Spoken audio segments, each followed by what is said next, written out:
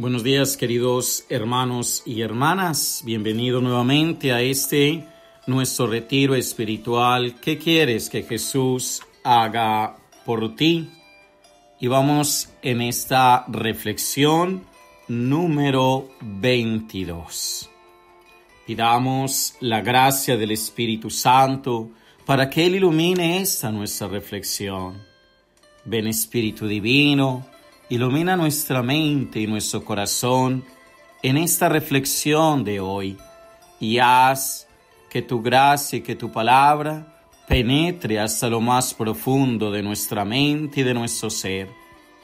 Danos, Señor, la gracia de seguir adelante nuestra reflexión para así poder contigo abrir los ojos a la gracia y a la resurrección. Amén. Bien, mis queridos hermanos y hermanas, reflexionemos hoy un poco en las cegueras que podemos tener.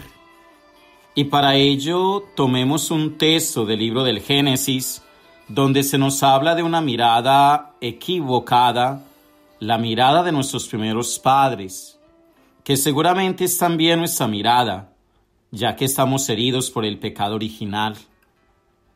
Escuchemos este texto. Y como viese la mujer que el árbol era bueno para comer, apetecible a la vista y excelente para lograr sabiduría, tomó de su fruto y comió, y dio también a su marido, que igualmente comió. Palabra de Dios, te alabamos, Señor. Génesis, capítulo 3, versículo 6. Muchas veces vemos las cosas con un valor mayor de cómo son en realidad.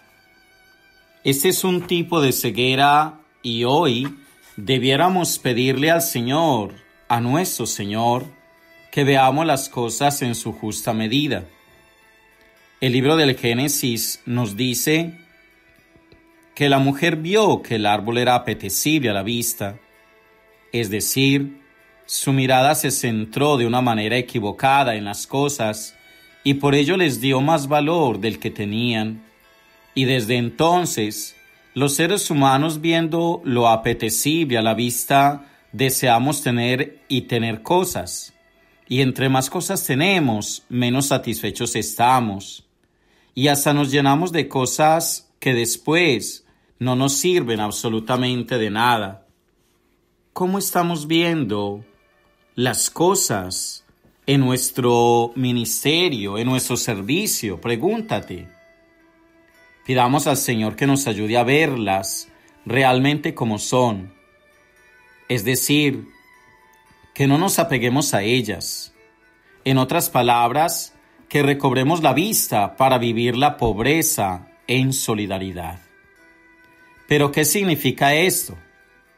Significa ante todo entender que nuestro servicio, que nuestro ministerio nunca puede convertirse en un medio de lucro personal, porque como dice el libro de la sabiduría en el capítulo 5, versículo 9, quien ama el dinero no se hartará de él, y para quien ama riquezas no bastan ganancias. O afirma también el Evangelio, ningún criado puede servir a dos señores, porque aborrecerá a uno y amará al otro.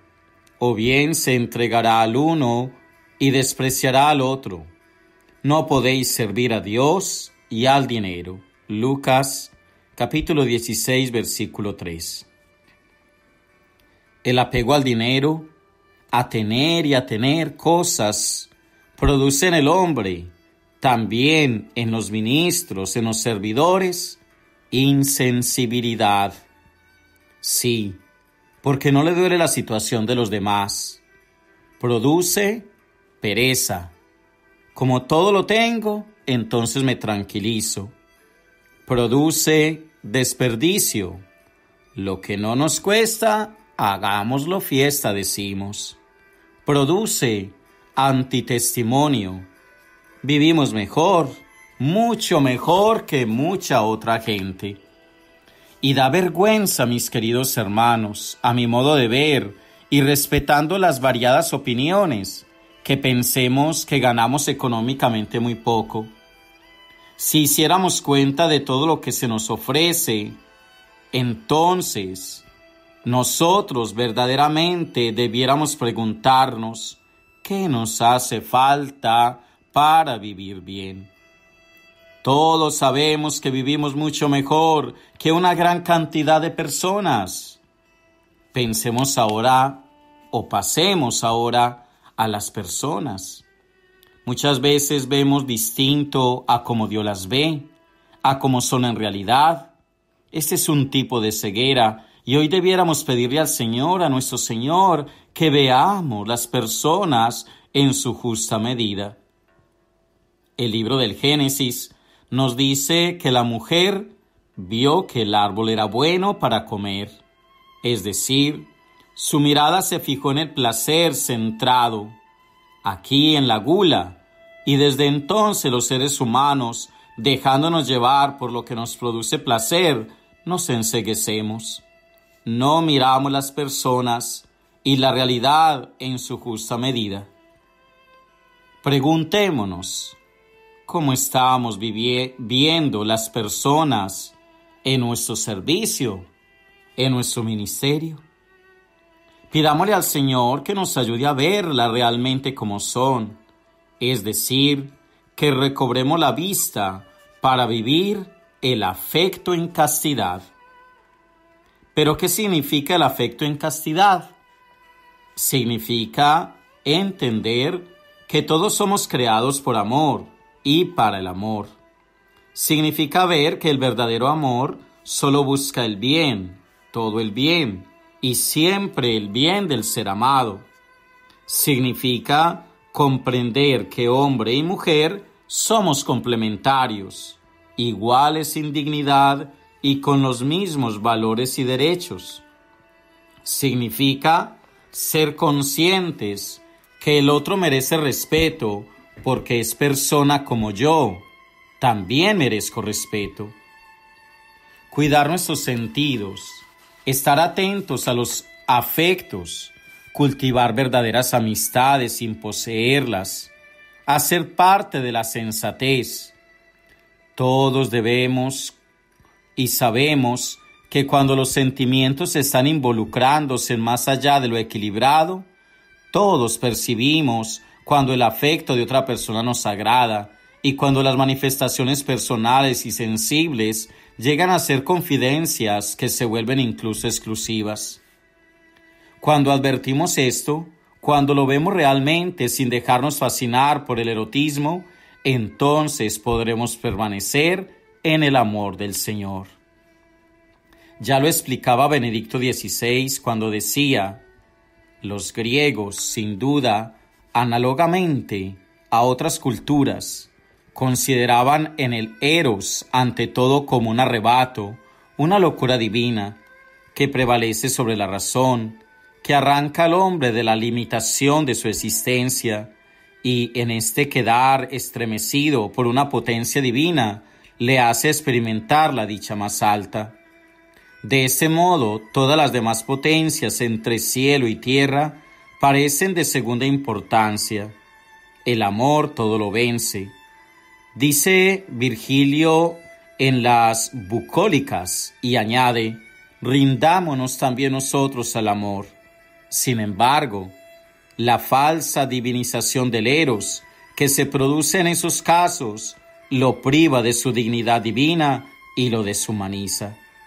Por eso el eros ebrio e indisciplinado no es elevación, éxtasis hacia lo divino, sino caída, degradación del hombre.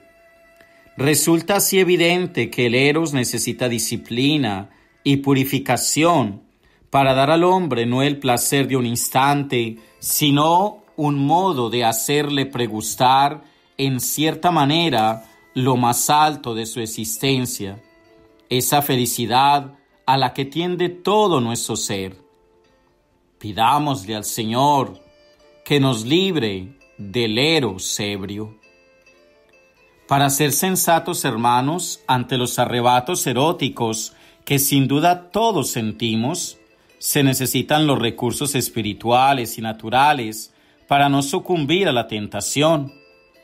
En todo este proceso, el servidor requiere prudencia y templanza. Hay que evitar el error de creer que una opción consciente y libre, por muy profunda que sea, es ya suficiente para encauzar correctamente las pasiones.